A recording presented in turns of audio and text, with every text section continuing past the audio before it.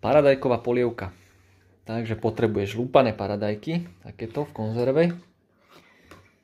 Pretlak paradajkový, čierne korene guličky, bobkový list, cibula, cesnak, stačí taký maličký, olivový olej, klinčeky sú tam ešte, parmezán alebo nejaký podobný syr a cestovinu, písmenka takéto napríklad. Na oleji opražíš cibulku.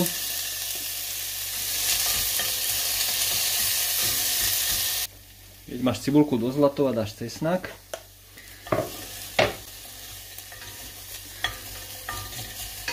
Chvíľku opražíš. Pridáš lúpané paradajky, pretlak.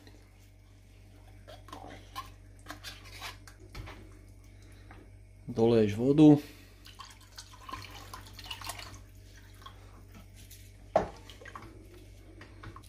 Korenie si dávam do takéhoto čajového, alebo na čaj takéto, aby si to potom nemusel loviť stade. Čiže to tam dáš. Osolíš. Dochutíš to cukrom. Tak to dáš 3 lyžičky, lebo pretlak býva kyslý. Trošku a mierne octu. Tak, zhruba.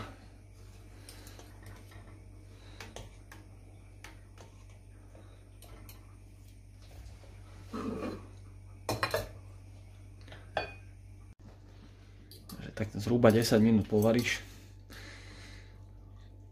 Keď už máš, toto vyberieme.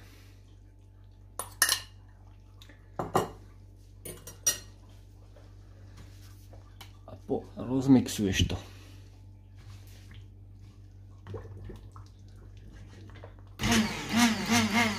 Jak máš rozmixované a máš to nejak moc husté, tak kľudne to doleješ vodou.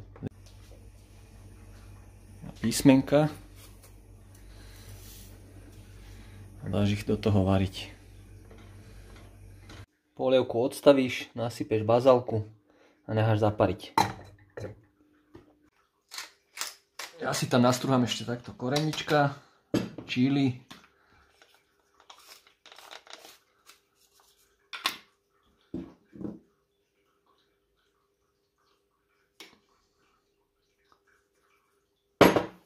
A máš hotové.